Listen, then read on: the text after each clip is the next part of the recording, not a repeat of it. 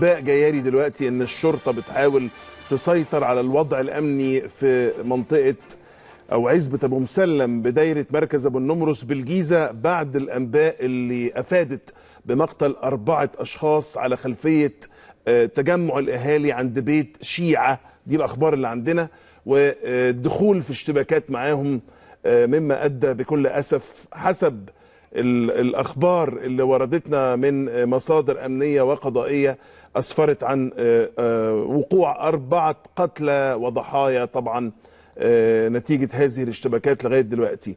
اللي عايز اقوله انه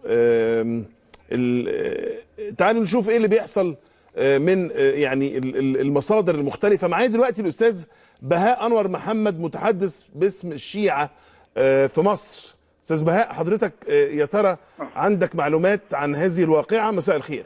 مساء الخير يا استاذ. اهلا بك. طبعا الواقعه دي طبعا واقعه مؤسفه جدا، واقعه يعني يعتبر عار في تاريخ الامه المصريه، ان ناس مسلمين مواطنين شيعه بيشهدوا ان لا اله الا الله وان محمد رسول الله يتم مهاجمتهم في بيوتهم. القريه دي اللي هي قريه ابو مسلم فيها حوالي 40 اسره شيعيه عايشين من زمان، اغلبهم كانوا سنه وانتقلوا الى المذهب الشيعي، مسلمين يشهدون ان الله موحدين. تمام.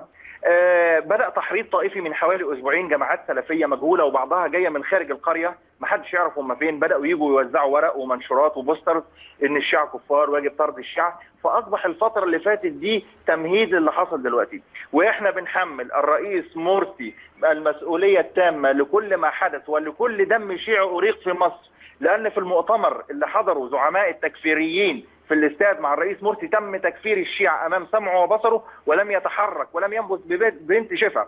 تمام. انت لما تكفر الشيعة ما يترتب على تكفير الشيعة واستحلال دمائهم واستحلال اعراضهم واستحلال ممتلكاتهم، وده اللي حصل.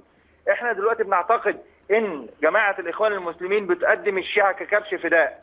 الاخوان المسلمين عايزين يرادوا السلفيين عشان يقفوا معاهم في 30/6 ضد اراده الشعب المصري للخلاص من الاحتلال الاخواني، فبالتالي لم يجدوا وسيله خير ان هم يعتدوا على الشيعة، وبالتالي يرادوا السلفيين بالاعتداء على الشيعة. طيب ده يعني ده كلام سياسي طبعا، وده وجهة نظرك وانا احترمها، ولكن يعني متهيألي محتاج اعرف منك تفاصيل اكتر عن الواقعة. مسألة هل فعلا في 4 اشخاص يعني اتقتلوا في الاشتباكات دي، وما بينهم ناس ايه قياديين في الشيعة ولا ناس ايه بالظبط؟ هو طبعا احنا الحمد لله على سلامة الشيخ حسن شحاتة، كل الحمد لله هو بصحة جيدة وبخير، لم يقتل كما نزلت بعض الصفحات وبعض المواقع الإخبارية، الحمد لله وبخير وعلى قيد الحياة. ولكن للأسف في عندنا 2 من الشيعة تم قتلهم بطريقة بشعة بالاعتداء عليهم بالآلات الحادة وبالضرب المبرح، مما أدى إلى وفاتهم بعد انتقالهم إلى المستشفى.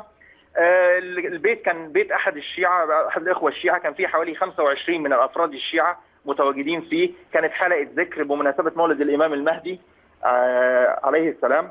فمجرد ان هم بدأوا مجموعة من السلفيين والافراد المجهولين بدأوا يحطوا جراكن جاز وبنزين امام المنزل، وهددوهم اذا لم يخرجوا من المنزل بنهاية هذا اليوم ويغادروا المنزل تماما كل الاسرة سوف يقوموا بحرقهم. ثم حاولوا اختراق المنزل والدخول اليه، ونجحوا انهم يدخلوا في الدور الاول وكسروا الدور الاول، وعندما حبوا يطلعوا فوق وقفلهم الباقي، فتم اصابة 5 أو 6 من الشيعة اصابات شديدة، ولكن الحمد لله ما قدروش يدخلوا البيت. فلما ما قدروش يدخلوا بدأوا يتجمعوا حواليه وبدأوا يضربوا طوب وبدأوا يضربوا مولوتوف على المنزل.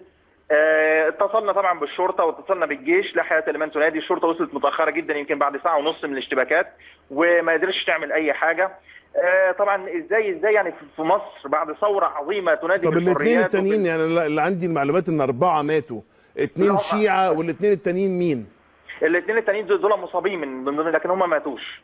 يعني في بس يعني احنا كان عندنا 4 أو 5 مصابين اصابات بالغه، انما عدد الضحايا من القتلى هم 2 بس. 2 طيب بس. على كل حال انا بشكرك على هذه المداخله، وعلى الاقل يعني عرفنا بعض المعلومات.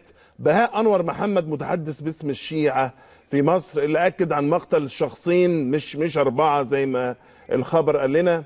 في تضارب في هذه المعلومه لان النيابه بتقول 4 ووزاره الصحه قالت 4. هنعرف اكيد وهنتابع هذا الموضوع.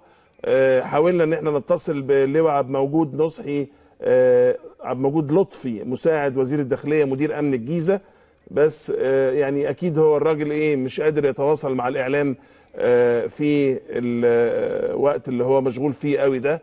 انما يعني هنتواصل مع وزاره الداخليه ونجيب لكم الاخبار اولا باول. ايه رايكم لو